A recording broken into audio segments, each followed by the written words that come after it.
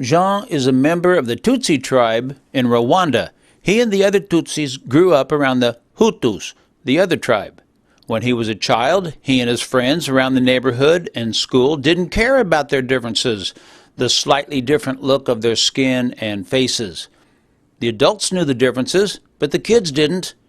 Not really, not yet.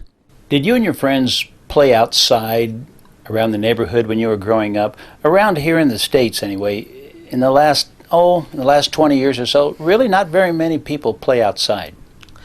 Yes, we did, actually. We played soccer with friends. We normally would make a soccer ball out of plastic bags. Really? And we normally just put them together. They had to play soccer. I mean, they had to play soccer. So they tied those plastic bags together with fibers from the outer layer of banana plants before the layer became too dry. The children were happy to be their own soccer ball manufacturer. And you make a ball, and that's what we used to play. That was more common in our neighborhood since we didn't have money to buy actual soccer balls. Was it fun, or were you feeling like it wasn't fun because maybe you were feeling sorry for yourself then too? No. It was actually really fun because that's, again, we had to use what we had. We love to play soccer, so we had to make a soccer ball somehow. So we had fun. You must look different from the Hutu. Yes.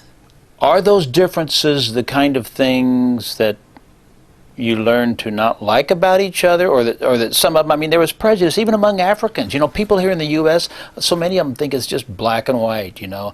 If you're black, if you're white, you know, you've got there's a race problem here, but they don't realize how many people all over around the world have problems with discrimination and even race in little ways that other people may not notice.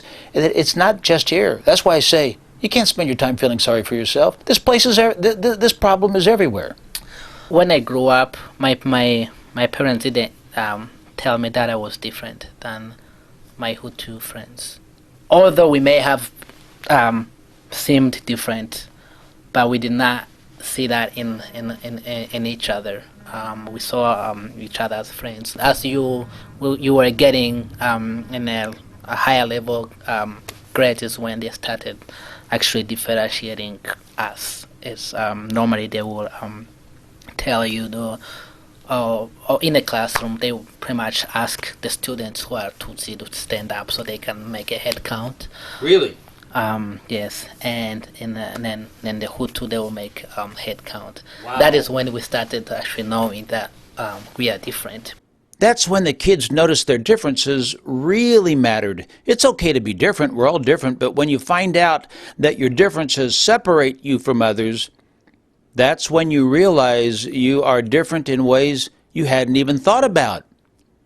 In 1994, when Jean was 13, his tribe, the Tutsis, made up about 20% of the Rwandan population. The Hutus made up about 80%. The government was run by the Hutus. One day, a plane that the Hutu president was flying in was shot down, and the Hutu government blamed it on the Tutsis and began collecting weapons to give out to the Hutu tribe. One day, the government announced it was time to start killing all the Tutsis, regardless of age. I asked Jean to tell what happened to his family, but to leave out the brutal details.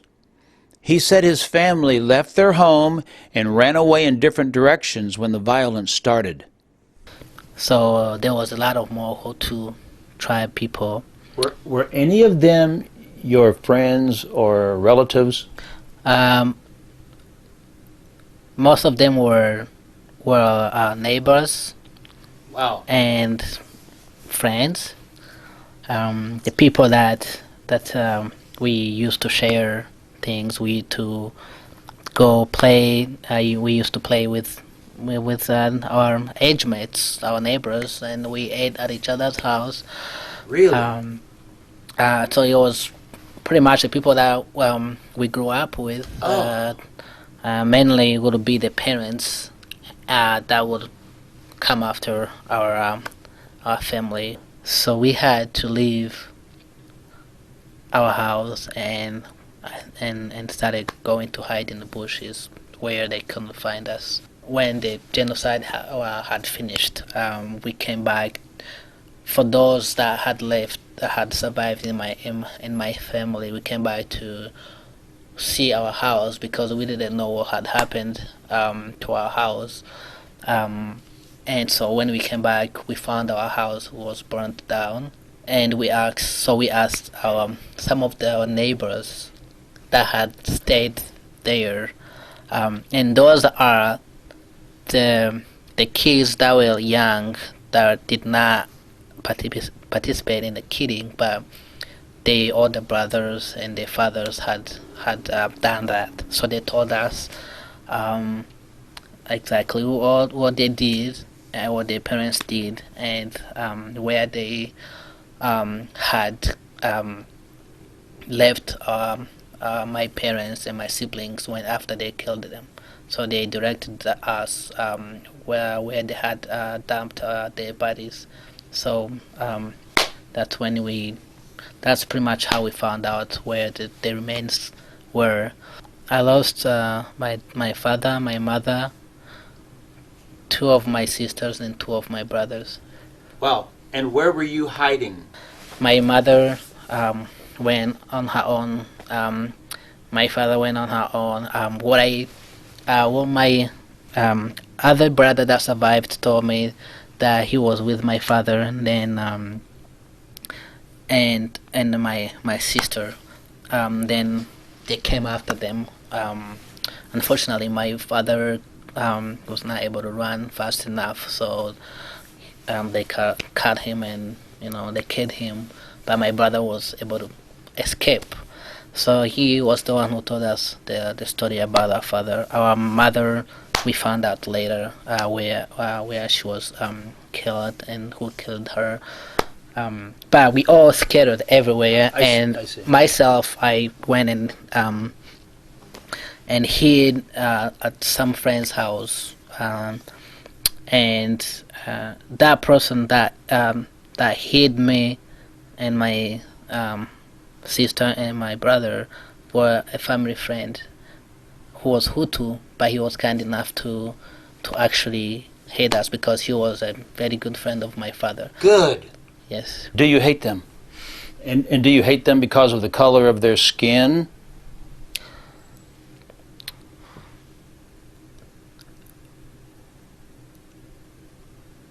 I don't hate them. I hate what they did.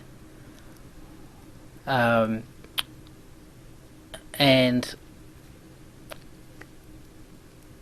there is no reason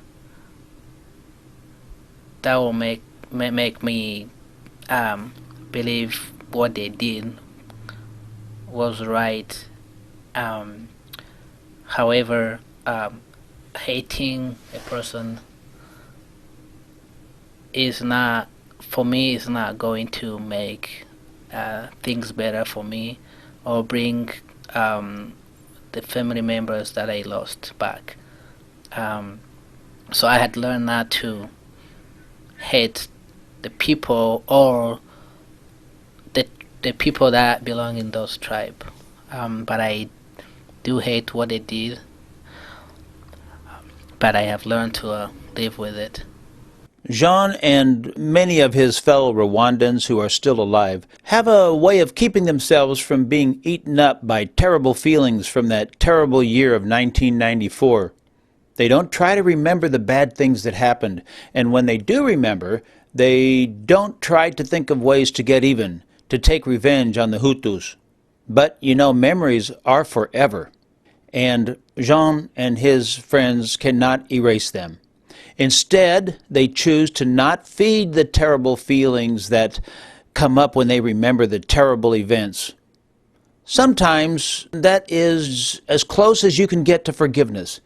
You just choose not to feed the bad thoughts, and each time they return, you give them a kick in the pants. Jean's very happy about Diane. He's going to marry her in 6 months. Diane is a Tutsi and lives in Rwanda. Jean returned to Africa recently to see her. He took her out to a really nice restaurant on the Rwandan coast. Jean dreams of having a family like his parents did. They had 12 kids, and he said 2 or 3 will be enough for him.